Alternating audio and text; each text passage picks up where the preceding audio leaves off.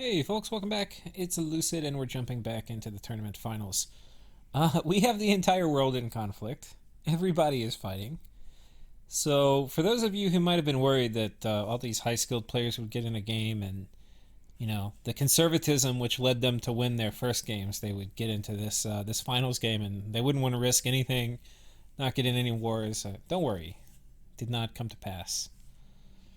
No, generally higher skilled games tend to be more aggressive. Okay. A message from home. We got a 3E1D plus a free fort site in the far south, so that's nice. God, what the hell? Where? How do you get a D?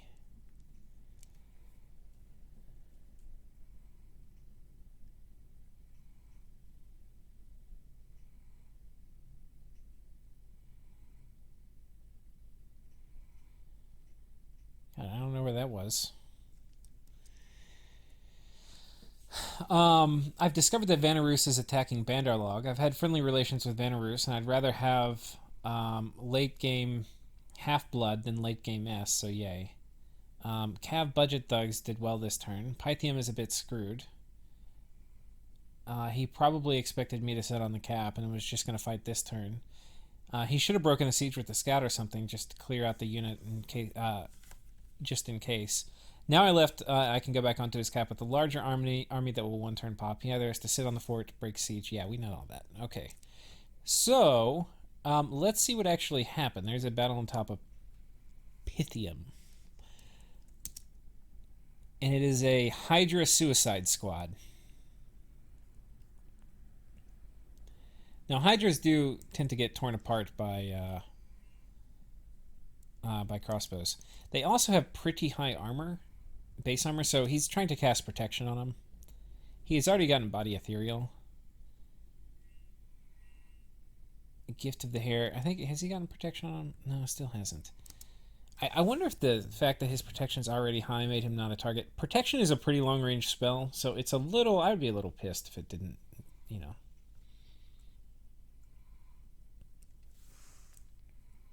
Oh. Wait, he didn't fight? Where did Ulm go? We'll have to find out. So, let's see what Ulm did. Okay, so Ulm moved over here on a different fort.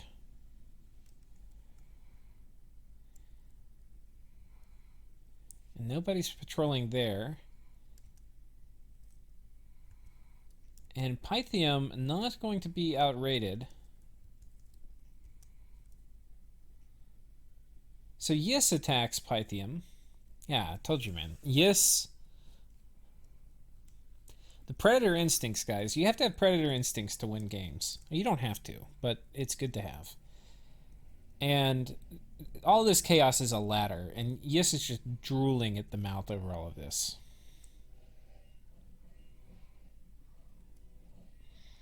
And having a nation like Yis, too, you can play really aggressive, because you can do so much with so little. And, yeah, 15 of these guys versus... Now, what's interesting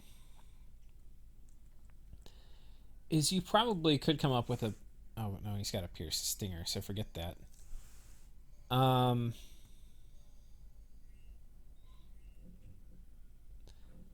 If... I'm trying to think. This might be... No, you can still...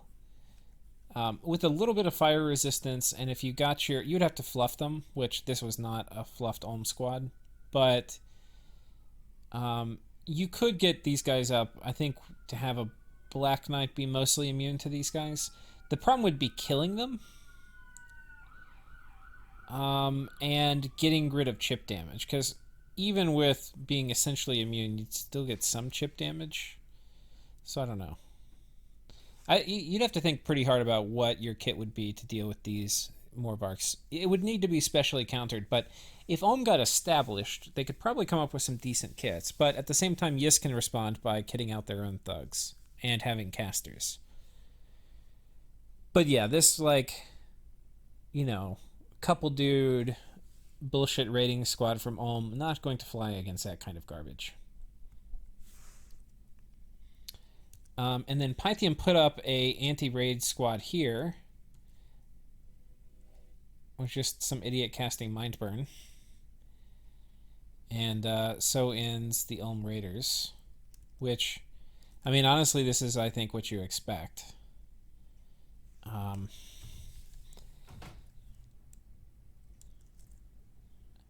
Now, the good thing for Ulm is while anybody conquering Satis would have to worry about Yis coming in and eating stuff, like potentially like this army.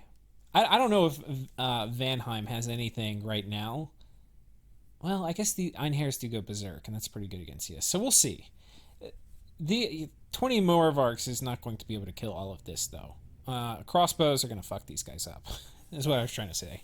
So Ulm doesn't have to worry about his Doomstack getting killed by Yis right now. But what he does have to worry about is these freaking vultures coming in and getting everything. Now, it could be that Yis is just going to pick around the edges, get all the coastal stuff, get the throne, and leave all the heavy lifting to Ulm. And just get some free land and maybe come and backfill this. But we also saw...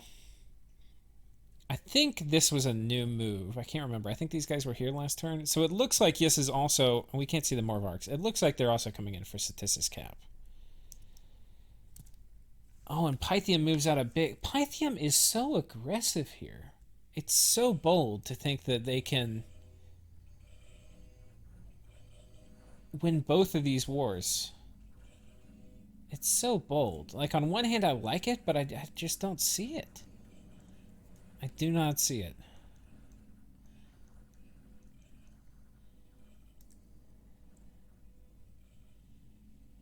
Yeah, Skelly spam. It's online, my friend. You can't do low commitment shit like this and have it win. It's like, yeah, you killed some guys, but... Like, come on. Oh my gosh.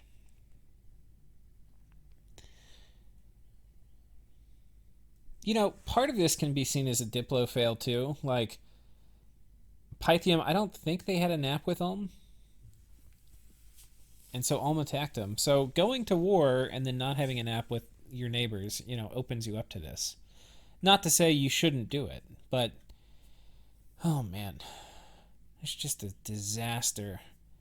It's a complete disaster for Pythium. Pythium's completely boned now. They've got Yis attacking from the sea as a vulture. They've got no way to respond. They've further committed into a war with Satis, which, I mean, come on. You have to see that Yis is going to come in and eat Satis. And you have to see that a vulture, hungry Yis is going to come in and eat you. And so when he's like, no, we're going to take this horse from this fort and move out on an aggressive move to try to take the cap, it's lunacy. I mean that in a loving way. But I don't think there's any way that this works. Anyway. There's a lot I like about what Pythium's doing. Like, killing all the raiders, doing these really efficient counter-raiding plays that I like a lot. But I think strategically, he's a little getting boned right now. That's what I'm trying to say. Tactics have been good. Strategy and, like... some of the diplomacy stuff has not been working out for him. Okay. So Ulm has now secured all of the raiders over here. Like all this land that Pythium has taken. Pythium's taken back some of his stuff, but Ulm has also lost a fair amount of his raiders. You know, he lost one here to Yis. And then he lost one here to Pythium. Which, I mean, is not exactly going to break the bank. You know, it's like 150 gold. But it's not nothing. Okay. Anyway, I think that's that war. We're coming down looking at Satis. What happened in Satis's capital? Nothing. Just killed the scout. Vanheim, anything that's happened? No. Vanheim's just chilling. Okay, let's come down and check out this conflict between Vanarus and the Monkies. Okay, so he's fluffing his troops with Moss Body and having them run in. He's also got some crippled guys. Probably good to put them in a different squad. You kind of waste... They should be on, like, Guard Commander, maybe. Or at least in a different squad. That way you get the fluffing on the good guys. I mean, I'm saying that as a caster. I always forget to do that in my games. I can't even think of when I've done it, but when you come back and watch it, it's like obvious. Oh, why didn't you do that? Like, asshole, I was busy thinking about other things. Okay, well, let's look at this. So, Bandar log riding out, potentially expecting to find somebody big and scary, and he's brought the mages. He's got a few yogi and a few brahmin.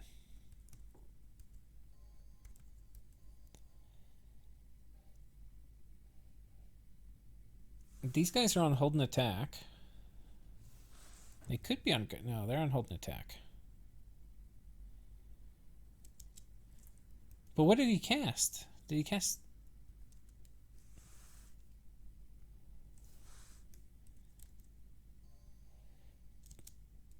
Blessing? He didn't cast anything. The fuck?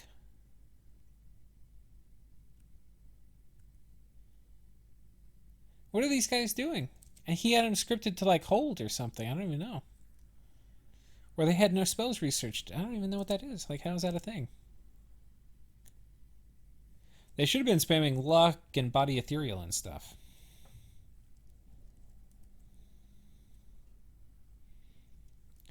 Okay, meanwhile, Vanabog raiding. Uh-oh.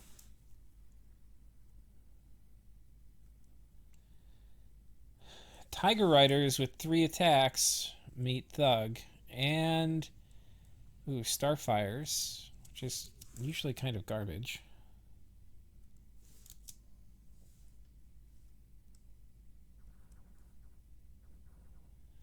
Yeah, but you know what's not garbage is these idiots.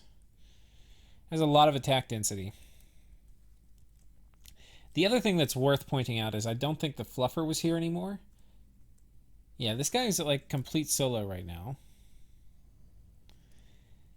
And there's not much to write home about for this guy. He's got Mist Form and Regen. And these guys do not have magic weapons.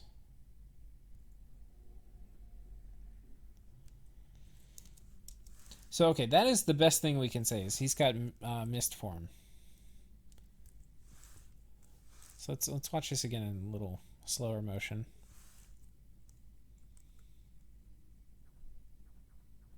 I want to see how Mist Form gets popped. The thing is, he's going to heal 2 per turn.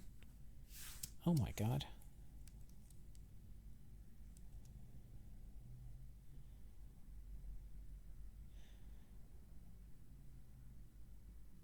Mist Form negated 1 point of damage. Tiger Rider hit Vanabog in the body with a claw for 16 points of damage. Damage roll, he got a huge roll. 16 plus 16. 13 points of damage. Increased to 16 from slash.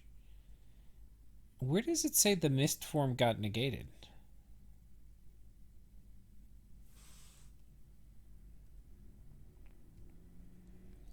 I don't really see that in the log, but it could be I'm just a little dense. Anyway, he got deleted. And if we look at it, he's gotten... Like, this guy raided 1 province, he's dying on the 2nd province he raided. And this is not cheap. 10, 20, 30, or no, 25, 35 gems. This is expensive. That was not a budget budget thug. So... I think if he had like Moss Body or other kind of buffs on him, or maybe like protection, like if this was a fluff thug, I could see maybe it would work. But even then, you know, he's got gurus. If he has Mind Burn, there's no way. So pretty greedy, I think, of Vanaroos here to think that this is going to work. Though it's kind of working. It's kind of working. The thing is, if you're doing this and you're only doing low commitment attacks, then eventually you're going to bump into shit like this, and it's going to kill you. So what you need to have is you need to have, like, this is what I was talking about. You need to have the hammer, you know, like the big scary stack that potentially is going to kill all these medium stacks running around, or like that is going to kill this. Like, where is his thing that's going to kill this? Because if he's just going to send in like these guys or, you know, thugs. Oh my god, we have to watch that battle. Or if he's just going to send in thugs, you know, they're going to get picked off. Especially the better they do, the more predictable their moves become. And then just given time, you know, Bandar going to get lucky guessing where his stuff's going. And if it was really cheap stuff, you know, if it was like a 10 gems worth of gear on like a 200 gold dude, and you can be like, okay, whatever, we'll just play the numbers game. These guys are expensive. So I'm wondering what his plan is. I was expecting maybe he's going to take this and then some more mages. I was expecting more of like a mage rollout. But that's going to hurt his research. So it looks like he's wanting to just futz around in a war while he techs up. I think that's what he's thinking. Which can make sense, but you're risking a lot. I don't know. Futzing around in wars is dangerous when you're committing a lot of gems. If he was just committing gold, it's possible the math could work out. Okay, we have to watch this, guys. Coming over to End. End attacking.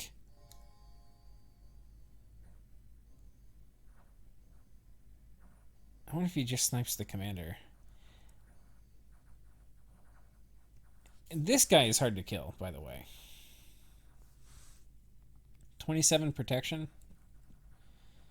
Shit ton of regen with the Wraith Sword. Yeah, get out of here.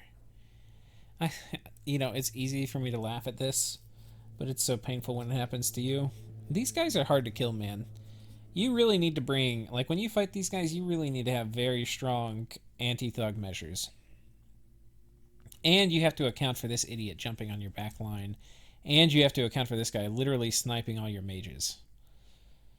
That could be really annoying to fight. You need really... If you have really killy stuff, it's not a big deal. But this is, like, sort of killy stuff. Well, so much for having stuff over here to fight, yes.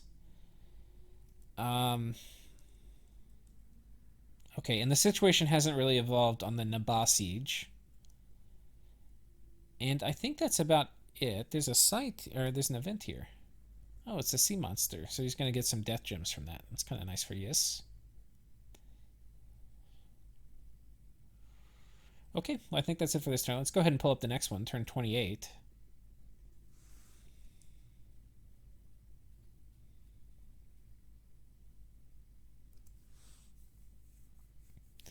Turn 28. A message has arrived from Olm. Time to roll the dice. I expect his Mindburn Soul Slay will be pretty devastating. I expect him to also luck air shield his communion. Thinking about it, I'm going to rescript to get a round of Iron Darts off turn 1 to see if any of that lands first. Even if I lose, I should cause a fair bit of damage. This is something you really need to think about. Whenever you say this, even if I lose, I should cause a fair bit of damage. You have to have really deep pockets to say that. I mean, yeah, it's okay, because he'll be able... It's not like he's going to lose the game if he loses, because, you know, he'll be able to reinforce and stuff, but... Oof.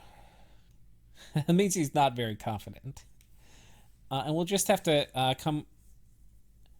And we'll just have to come close... to come close it out with Evo 6 and my Pretender later. Going to recruit a couple Black Priests to help push in Dominion in the south. I'm slowly getting... I was slow getting a temple up, and they must have like 10 already. Okay. And then from Vanarus, the debacle where I lost the Vanabog was caused by attempting to move onto the enemy fort in the north. The white ones in the fort came south the same turn, and my Vanabog got pushed back. It's a bit unfortunate RNG, but I accepted they would probably die when I committed them. Now I know the enemy is planning to spam starfires at me, ... I'm not that worried about starfires. Yeah, I wouldn't be that worried either. Most of the Tiger Riders in that battle have been blind or are now useless except for costing upkeep. But it still isn't a trade I would have wanted to make. I didn't actually check to see what percent were blind. The ponies to the west of Bandar's capital are staking a claim on that land as soon as possible. The ponies west of Bandar's capital. I don't know. Who is he talking about? Bandar's capital, ponies. That would be... Yes, I guess. Okay. Are staking a claim on that land as soon as possible. Even if I can't trace income, I won't be particularly viable for Bandarlog to send a party to raid those provinces back. In Diplo, Jotunheim has helpfully offered to attack Bandarlog from the west. But this offer has no value to me because Bandar will not devote any effort at all to defending that front on account of the area being overextended and indefensible, which is true. I can't protect it either, if Yiss or End or Jotunheim want to grab it. But if I plant my flag first, they have to decide... they may decide they have better things to do. Jotunheim is likely to be plotting on me at this point. Either me or Ulm or End. No other possibilities. The fort he placed on my border is very poorly placed, and if it comes to conflict between us, I'll annex it the moment he steps his army away. Okay. Wait, Jotunheim...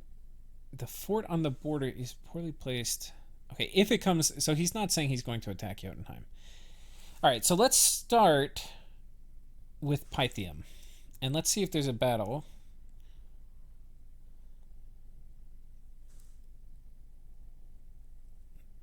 Okay. I don't want to spoil it by hovering the mouse over, so we're going to do this one from the menu. The second forest, I can't remember if this is where it was.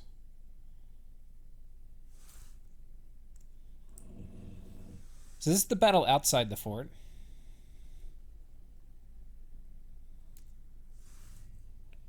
And he's just sending in a Hydra hand grenade.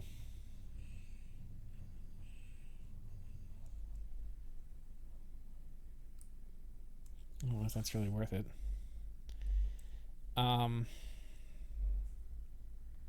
Kills 9, I guess? That's not bad. That's actually pretty expensive.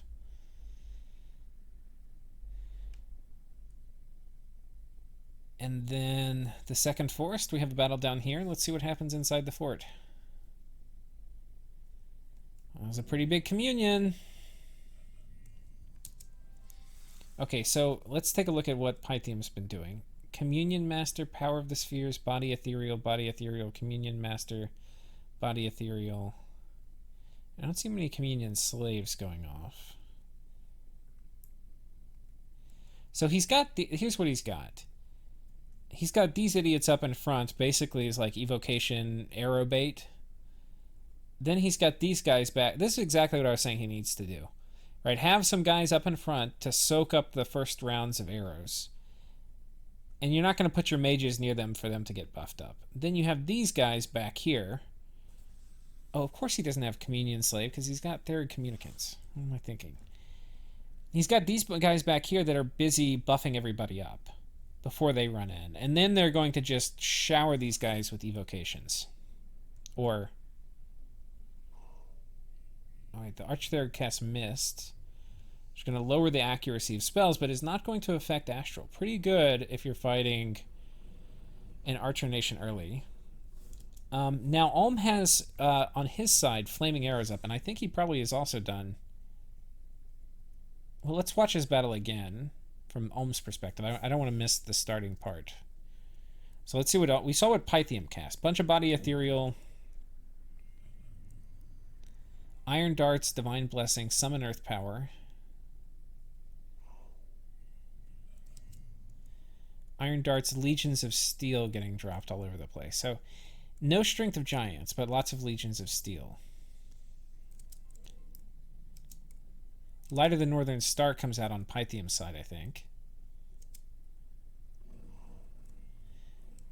Okay, and the Flaming Crossbows coming out now. And the Soul Slays getting dropped. Astral Healing coming out. That's interesting.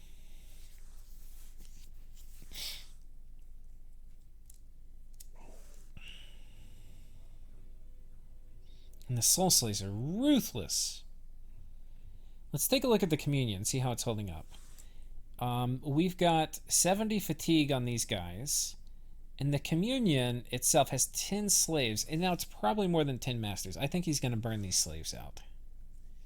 This is pretty hot. And the slaves, okay, they do have reinvigoration 6. So this is going to come in part from the Blessa. It must be, yeah. Reinvigoration 2 and Earth Power. So that's a fair amount of reinvigoration. So it might last longer than... It's not going to burn out super fast, but I think it will burn out this battle. Okay, Soul Slay Thunderstrike coming out. And this is not good. Already the heavy cav of Ulm have routed. I mean, they have just been picked apart by Soul Slay. And this is not surprising to Ulm. Ulm already knows about this. And then the Thunderstrike's coming back here. Let's go take a look at the Communion, though. 200. Now, they do have regen. But they're not long for the world. Regen, when you have this many masters, is not going to matter that much. As I have learned, unfortunately. Let's take a look at Pythium. How much... Most of these guys are not really that buffed. So honestly, the buffing of these guys wasn't even that important. He just had enough mage artillery. I mean, at this point, it's not even close. It's not even close. I mean, how is he getting Skelly spam? Is this his god? Yeah. His god's a community master too. This may actually be a okay, yeah. You can see they just evaporated. We're like, oh, they have regen. No, they're dead now. Putting the god in the communion is a little dangerous. Because you know he's going to love to do Horde of Skeletons and stuff when he goes erase dead off script, and it's going to burn up the communion really hard.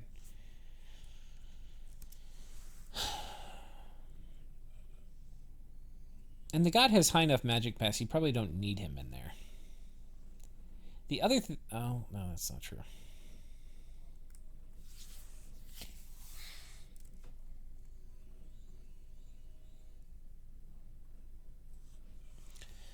Okay, so what could Ulm have done differently?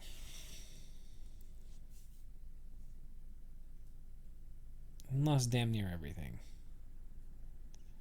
Cost Pythium almost nothing. I mean, he lost these guys, which is significant. This is 500 gold, and this is 300 gold. Less than 1,000 gold lost for Pythium. Meanwhile, on Ulm's side, I mean, the Black Knights in and of themselves was like, what? Let's just say it was 50 times 50, 2,500 almost. So like at least 2,000 gold to Black Knights. I mean, just there's thousands of gold. Like an amazing trade for Pythium.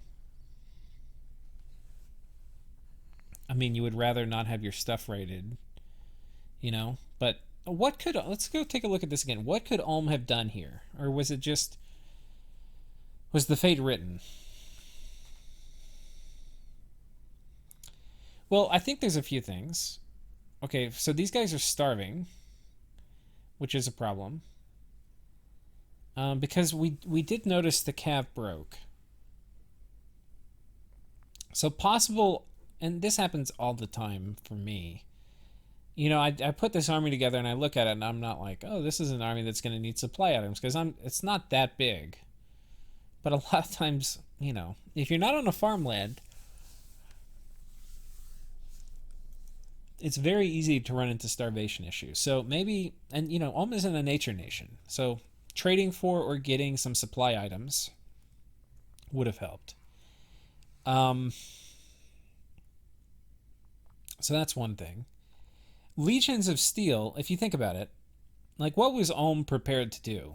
Ulm was prepared to have a to kill these guys. But these guys were just a distraction while the mages killed them. So if instead we look at it and we say, how well was Ulm prepared to fight Soul Slay spam? He wasn't really prepared at all. Now, Ulm does not have enough Astral that I mean, in theory, you can't bring Astral against Pythium. They would just magic duel you, right? I don't think Pythium had any of that scripted. So potentially Ulm could have gotten a mage in to do it. But they do have an Earth spell that does army-wide MR negates, give you a kind of an anti-magic buff. I think that is required for this fight. I forget whether it's like enchantment 4 or 5, or and maybe it's even 6, but I think it's an enchantment. I could be wrong. It could be in a different school. But I think that probably is required if you're going to be fighting a middle-aged Pythium Soul Slay powered shenanigan. And this is 100% predictable. I mean, some of this is just experience, right? You have to get your ass kicked by basically some astral mages as middle-aged Olm. And I can definitely resonate with this because I fought middle-aged relay in my middle-aged Olm game for probably 50 turns, and I think I wanted to effing die by the end of it. It is so painful fighting astral stuff as Olm. So painful. How could this have worked for Olm? One is he had the MR spell, would have helped a lot. The second thing,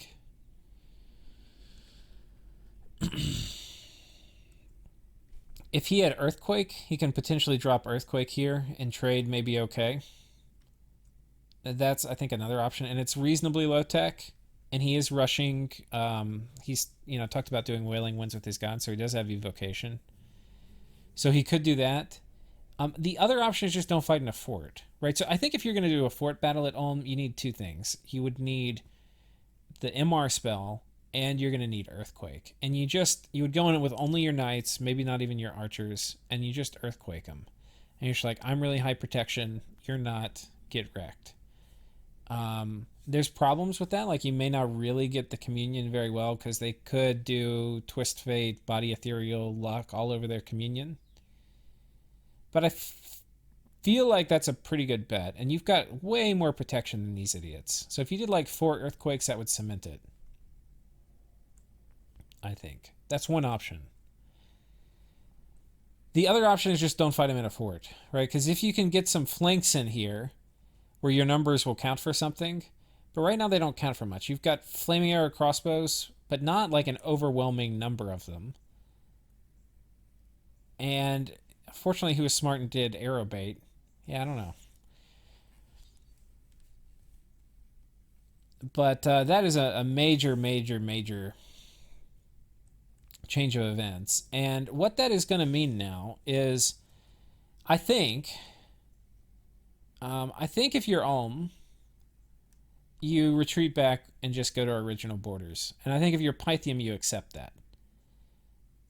If Ulm decides to stay in the war against Pythium, that is going to be extremely bad news. Or even, I wouldn't even try to leverage too much out of it. I would just accept at this point that, and I think that's what's probably going to happen, because, I know the Ulm player pretty well. I'm not sure how Pythium will react in this, but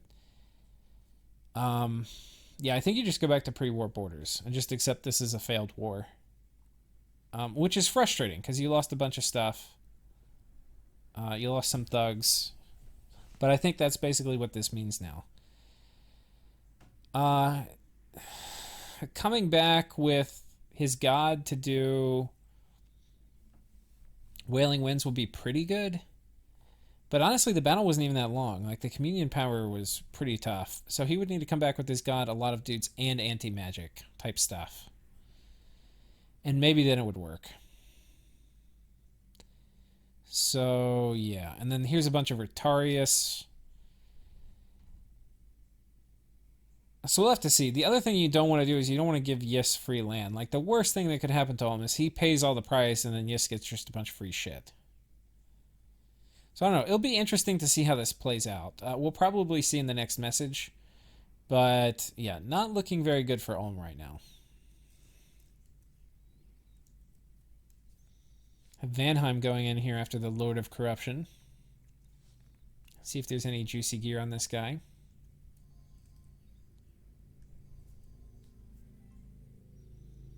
Did you notice this? When he casts the spell, the mouth on his groin opens. Yeah, I saw it again. These guys have fire resistance. Ooh, they do not. Fire elemental is going to kill some things. Guaranteed. Oh, maybe it didn't. 4 things died. I'm not sure what killed them.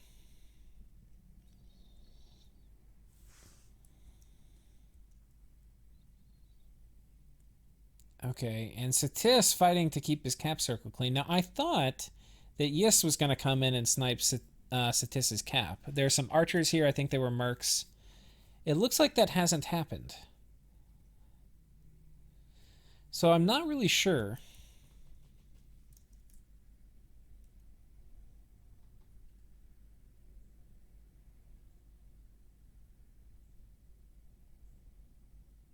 God, the world is in such chaos. I'm just thinking through. If Ulm pieces out with Pythium, Pythium would then be a free agent to kick Yis back in the ocean. But can he kick Yis back in the ocean while at the same time persecuting a war with Satis? I don't know. But he can't really persecute a war with Satis without kicking Yis back in the ocean. Because now it's just like, I mean, I guess you could go through like a 1 province choke point. But I mean, the vultures are right here. And Yis already attacked him. But that's pretty feels bad if...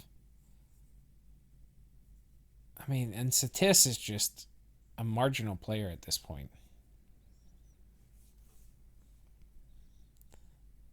So I don't know what you do as Pythium. God, everybody's just like having all sorts of failure. Oh, it's so hard to plot a good course. You know, like Satis is doing a good job fighting to defend themselves.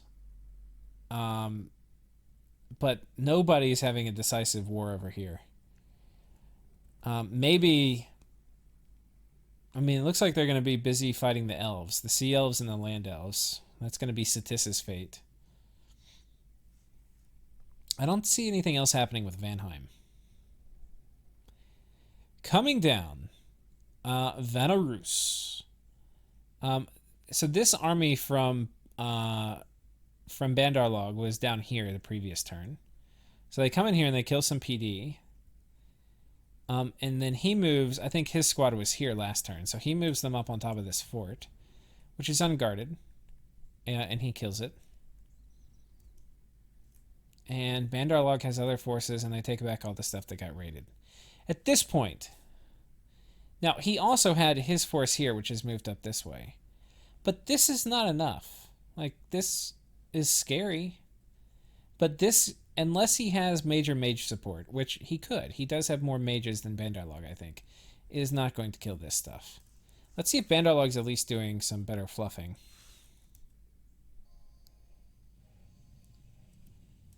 Just Starfires? The hell? This is very strange. I don't know how you get this build and don't do... Like, Twist Fate gets amplified in effectiveness with Body Ethereal and with luck. Though mostly with Body Ethereal.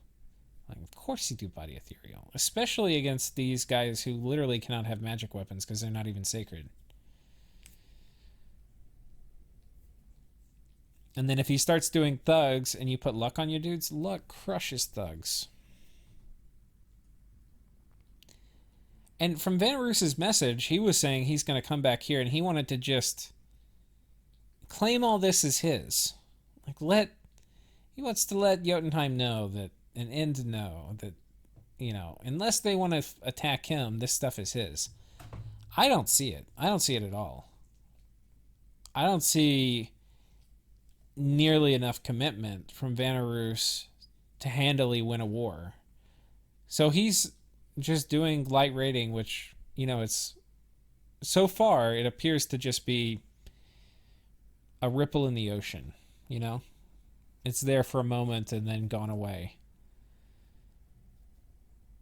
But we'll see. There's plays that Vanarus can make. We know that Vanarus has a god. And so it's possible, and I don't know where... I mean, we can kind of tell Dominion from the scales, so this is for, like, right on the edge. But it's possible, you know, like an army steps a little out of place, and we know they don't have Soul Slay. They have, like, Stellar Fires. Who cares? It's possible that the Vanarus god just cloud trapezes on them. And then that is the sort of play that will open this wide up. You know, he just And sometimes that's why you want to do this like messing around business. You mess around until they get out of position and then you fully commit. So if these guys get out of position, he jumps his god in, kills one of these big stacks at the same time as he moves a major mage and army commitment forward. Maybe then he could kill Bandar log off. But these deep raiding things are, I think, very zealous. Unless, until he can make like a power play and actually destroy the military force of Bandar log. So anyway, I think we've covered, they're successful raiding, right? But nothing mind-blowing. Okay, so that's that war. And let's see if we have any resolution to the Nabah conflict. Barbarian chief. I think this is pinging the fort. Nothing in here. And then Nabah breaks out. The fort has not yet cracked for Major Nabah. Yeah, okay. Oh, this is rough. It looks like... I wonder if this was a thug. He's got some kind of script. Oh man, this was a thug. Oh no, did he do Breath of Winter? See, he doesn't have a shield, and that's not going to go well here. Did he do Liquid Body? He did do Liquid Body at least. And he does have regen. And he does have pretty high protection. And he does have cold power. But Barb's also hit really hard. Wrecked. Okay. I don't think there's anything you're going to do. I mean, it's just a bad event.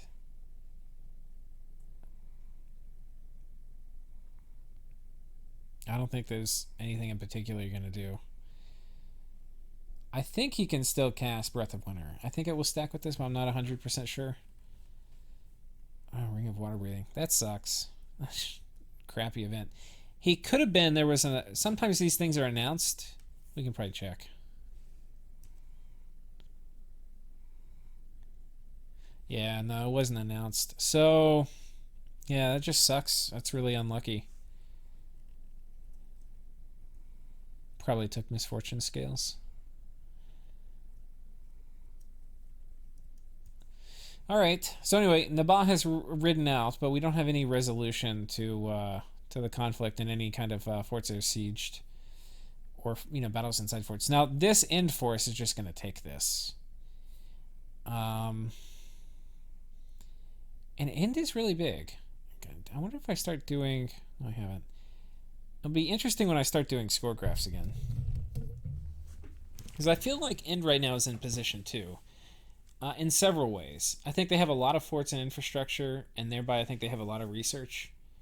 They also seem to have gotten pretty lucky with places that can recruit GOG Reavers. And they had some missteps, like over here against Bogus. But in this war with Nabah, they really haven't had a lot of attrition. So not only were they one of the best coming out of expansion phase in terms of size, but they've had a pretty solid, war record so far. So anyway, I think they're in probably position 2. Yes is in position 1. Who's in position 3? Maybe Jotunheim, because at least they're on the winning side of this war. And Ulm would have been probably in position 3, because Ulm is pretty big. Right up until this battle. I think after this, because a lot of this is now no longer probably going to be his. And the thing too, God, you do this, like your Pythium. Like if you're Pythium, you're not as worried about Yes, or you're not as worried about End, or whoever. You just want allies to your cause. You screenshot this and send it to some people. You do. And that's going to just make everybody salivate on Ulm's border. You do. Okay, so I think we've covered everybody. We have covered everybody. I wonder what tech what tech Bandar log's going for. And these monkeys aren't doing anything. These archers, I was kind of surprised they're not running around. You would expect you would want them to deal with not these guys because they have shields. Oh no, these don't. They don't. Oh wait, the herdmen. Let's take a look real quick. I'm really not that familiar with these guys. So, okay, the Chud herdmen. Yeah, they have two. Who is this guy? Oh, the berserker. Okay, his hands. Okay, yeah, neither of them have shields. So I guess those archers will be kind of useful there. But anyway, apparently he's got him sitting in the cap. Let's go ahead and we'll do one more turn for this episode. Let's go ahead and do turn 29.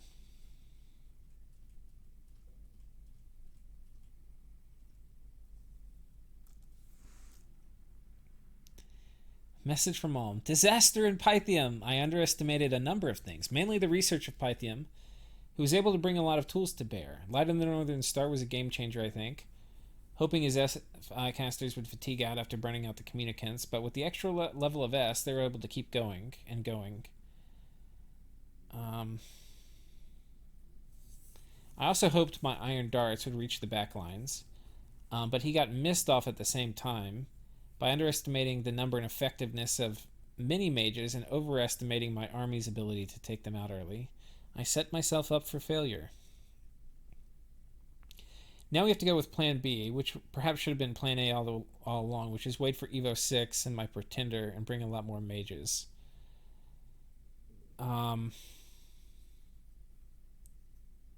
Also having terrible luck with Mage Random, still no S, so my guys don't have anti-magic amulets, and he'll have Mind Hunt in a couple turns, though I have a ton of scouts, and I'll need to keep them in my forts for now.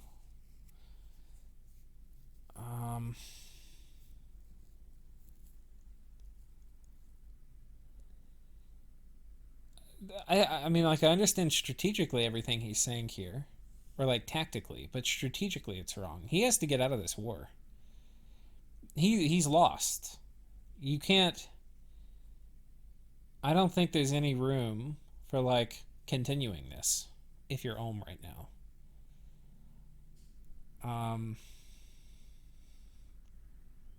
I think you've just lost too much. I mean, it's not like Ulm is crippled. Ulm's still one of the big players, but yeah, and like he's pulling forward again, I guess, to maybe catch raiders. And now look, Yis has attacked Pythium.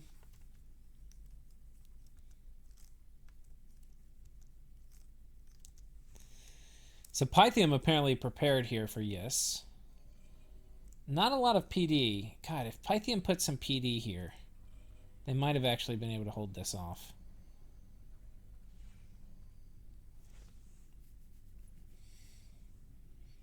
But you can see, God, you can see from this. If Pythium wasn't so stretched, you know, like there's a number of things that could have happened. Like if Pythium didn't overcommit on Satis, he would have had enough here to like defend this from Yis. Because apparently he was right in his assessment of Ulm. Like his assessment of Ulm was, I can defend against Ulm with what I have over there, which I was doubting, right? So I was wrong about that. He could, and he did. He did not need the stuff that was in Satis to defend against Ulm. So that was the correct assessment. But what he did not factor in was the Yis Vulture factor. And by suiciding his stuff on Satis, not only did he probably trigger Yis to vulture him, whereas Yis probably wouldn't have otherwise, but he made himself incapable of probably adequately defending himself against a Yis vulture. So interesting to see how things kind of stack up.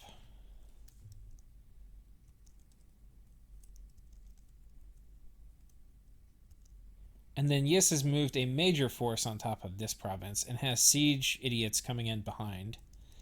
And is raiding here. And meanwhile, Pythium, still with balls of steel, is attacking Satis again. This player has enormous cojones.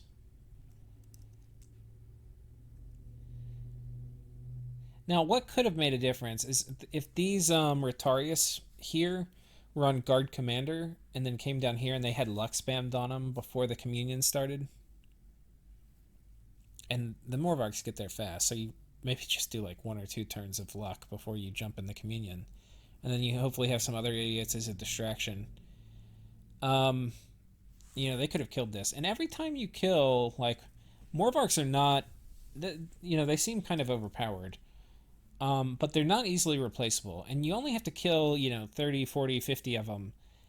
And all of a sudden the Yisk player gets their tail between their legs. I've probably killed, hundreds and hundreds of Morvark Knights over my years of multiplayer Dominions. And they seem just completely broken until you kill a few hundred of them. And then you realize that they're very, very hard for the Yisk player to replace. And that is their critical weakness. So, anyway. Trading out Rotarius for Morvarks is definitely a good idea. But I don't... he can stop the raids, and that's definitely what you want to do, like picket these. But he doesn't have anything that can deal with this right now. If he had these idiots who died down here, which I think included a fair number of mages, if they were sitting in this fort, there's no way that Yisk would be able to take this. He could just clog up the gates and do the same thing he did to Ulm.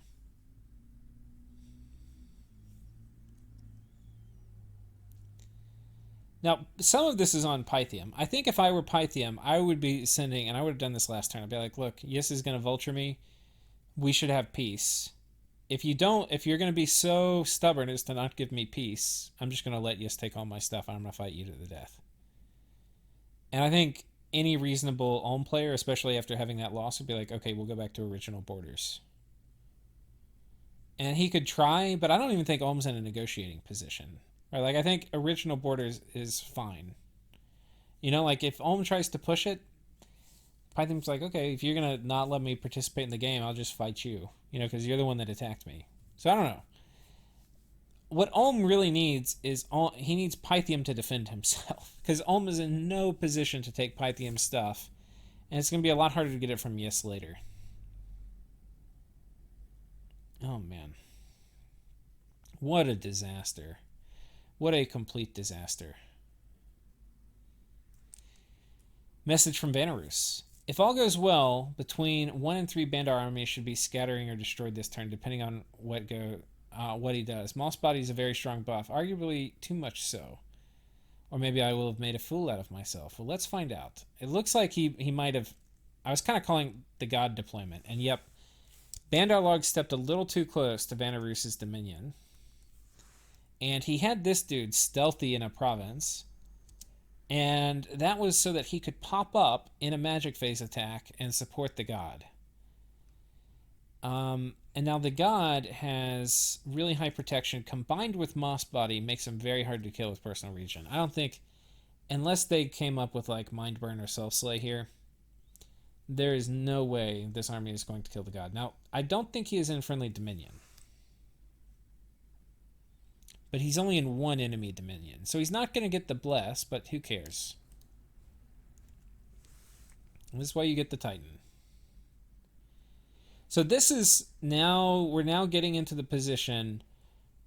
This is the reason you do like a fuck with them strategy like Vanarus is doing. He's fucking with them just to get them out of position. And now he's going in for the kill. Now there's a problem though. Oh no. Why is he not hitting anybody? Oh, it's Twist Fate. He's having to chew through Twist Fates.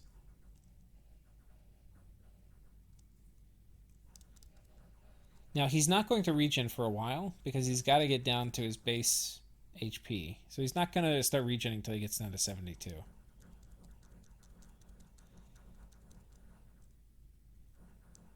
I mean, these guys...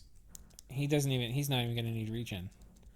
He literally doesn't need regen. He killed them all before he even got down to his base HP. Yes. Man, I called that shit. See, and Bandar Log knew he had a Titan. You cannot... like, you have to know this is coming. And some of this, okay, I want to caveat that. You know he has a Titan. You know the Titan can magic phase. You also know it's a good player. You cannot have Titan killing stuff in every army, right? Because Titans are scary, they're hard to kill. But you can't be prancing this army around, especially not in high friendly Dominion, without Titan killing stuff. You just can't do it. You can't do it. So, what is the solution? Well, have Mind Burn and Soul Slay and stuff researched before you prance these armies around, or, get thug out some things that maybe aren't really very good at thugging, but fluff them with luck, and, you already have Twist Fate in your Bless. Swords of Sharpness. Have guys that are going to go in there and try to kill the Keeper. You cannot have heavy commitment stuff like this that can be hard countered by stuff like this running around. So anyway, pretty epic win here for Veneroos. Now, he's got another Magic Phase attack coming in.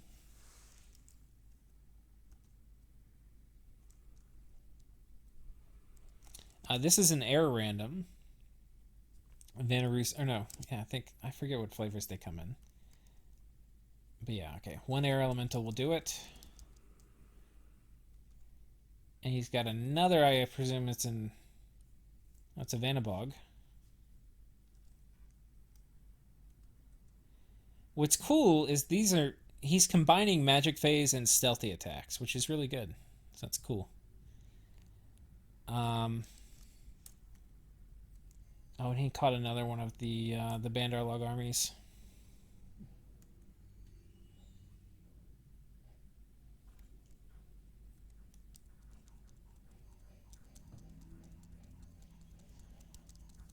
Yeah. Wrecked.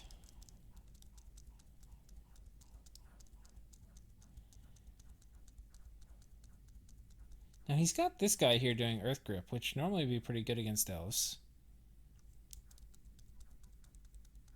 It doesn't seem to be working. Oh, he's gripped right now. Defense 1.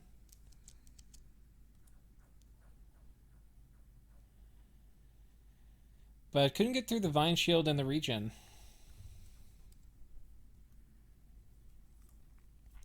Okay, let's see if there were any follow-up battles. We have Sedavic Highlands. No. We have Titan Steppes. No. And then we have Dragonscale Mountains. No. Okay. So let's come down here and see how the landscape has changed in the Monkey conflict.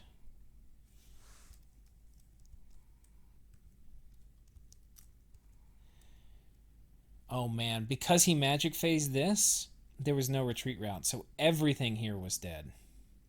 Everything.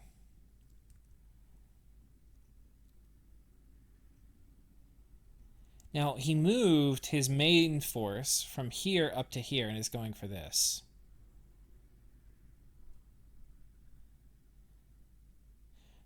And he's raided down here too.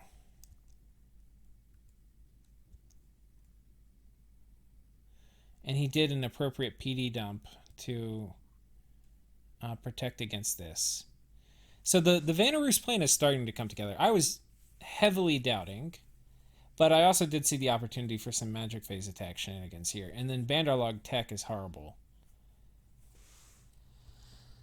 But still, I'm wondering, where's the Siege Chaff? I wonder what you get as Veneroos for Siege Chaff. I mean, we saw some corpse constructs on the way.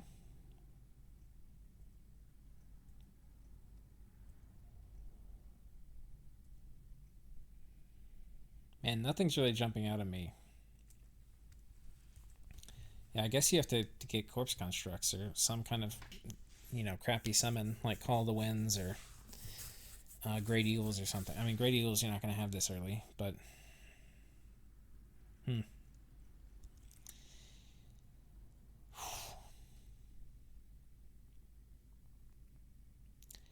Because it's kind of like, even though he's just made power plays, it's going to be very slow capitalizing on this. You know, these guys have a siege strength of 1.4. I mean, there's like 100 siege strength, right? This fort is 250. It's going to be at least a 3-turn siege.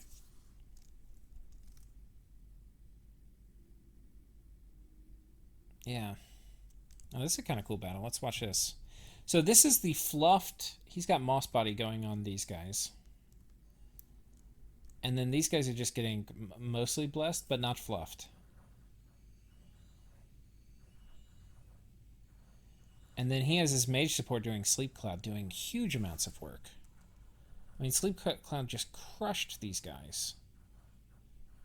Because while these guys were taking a nap, these Chud Herdmen were just butchering the army. Yeah, Bandar Log's in deep shit now. But it's going to be slow. Like... Okay. So, yeah. I had got disconnected there. I hit a button that stopped recording, and anyway. So yeah, this war between Vanarus and Bandar Log is probably going to be slow. Just because there's not enough... There's a fair number of forts, and there's not really enough siege chaff to execute the war quickly. And it's not even really clear... I mean, he's put a major dent in the military power of Bandar Log. But it's not clear if he's done it enough to reduce the counter-raiding threat, which Bandar Log can provide. Though we will see.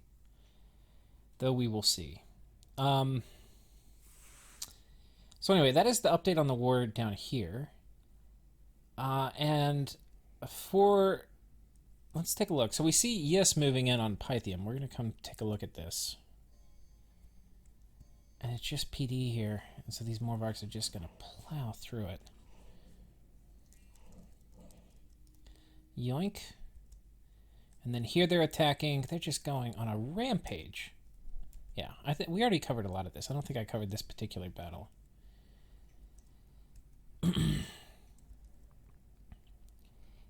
It's not very clear that these guys have made peace, though. Ulm and it certainly doesn't seem that way from the message with Ulm. It just seems like Ulm's doing a tactical retreat. Yeah.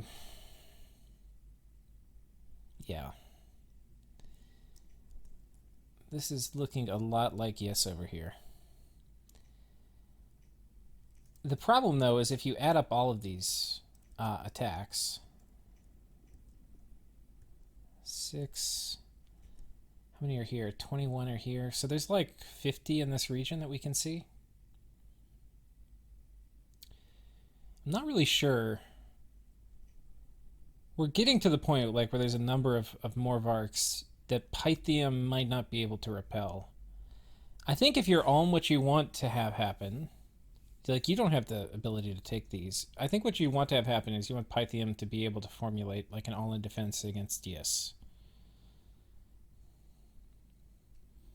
But I mean, feels bad, man. Like, look at the net effect of this. Ulm has gotten like 3 provinces and given everything to the number 1 position and lost most of his army. It's a major feels bad, man. The only thing that would make it kind of okay is if Pythium can muster some huge defense against Yes. And now Satis, I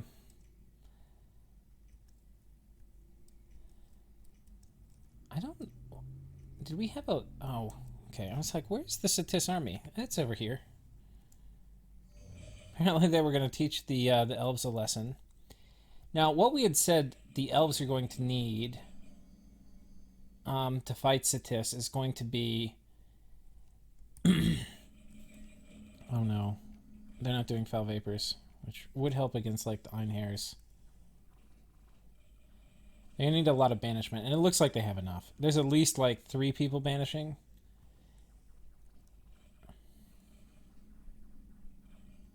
Yeah, they're wrecked. Banishment does pretty good against Skelly Spam. When you have, especially when your frontline outclasses, there's a lot. I think everybody here got blessed, right? I didn't check to see Divine Blessing, but... You know, potentially they could have gotten all the Einhairs, and then I think these guys aren't sacred, so they could have killed them off, which would have been nice. if they did put up foul vapors. And there's some world where that might have caused an HP rout. Probably not. But I mean, the Einhairs are still very killy, so they're doing a lot of work. So if you get them off the field, maybe. But yeah, I mean, this is kind of what you need to bring to kill this deck. A bunch of Vans, and then like 61 Vans is a lot of Vans. And then he had 9 priests to banish all that shit. So yeah, get out of here. So that's pretty decisive from Satis. I mean, from Vanheim. And so now he's just got to go pop this fort, and things are going to be seeming okay. He could try to fight the Sea Elves for Satis's cap. He might be able to win. It depends where the Sea Elves are. If the Sea Elves all commit on Pythium, I think 60 Sea Elves are going to kill 60 Vans. Is kind of where I'm landing. And I think they have shock resistance and they're blessed too, so like these guys doing evocations isn't going to matter that much. Like a little lightning spam. What could work is I think Vanheim has more mage support. So like if you look at the beginning of this fight, he was able to get out a lot of Strength of Giants.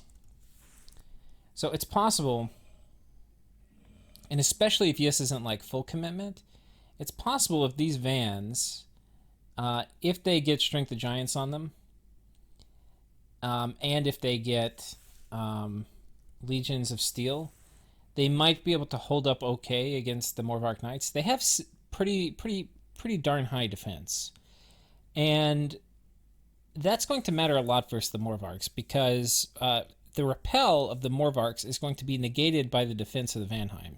I mean, of the Vans.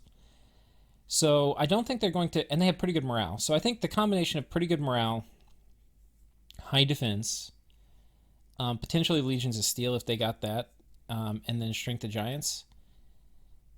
I think they probably actually win against the Morvarks. The only weakness here is they don't have actually, maybe this is the killer thing. They don't have fire resistance. And that means the Flame Breath is going to get rid of Glamour. Shit. Yeah, that might be a deal breaker. That might be a deal breaker. I don't know any way to like immediately fix that. I mean, Einhairs are really good too. So I don't know. It depends. I think it's a numbers thing, but I don't think you're gonna like strictly outclass the Vans. I mean, you're not gonna strictly outclass the Morvarks just because of the lack of fire resistance. If they had that on the Bless, maybe. Because the Morvark Knights have larger, which is going to actually decrease their defense skill, though it gives them the repel chance. And I'm pretty sure the Vans, we can look, because like these guys when they're blessed are 19 and then 20 and then 23 for defense, 19 for attack. But if we look at the Morvarks,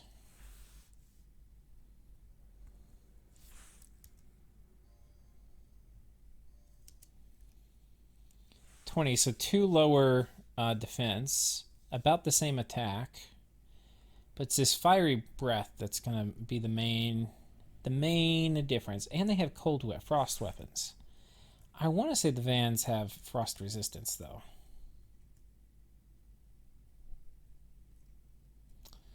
It does not seem they do.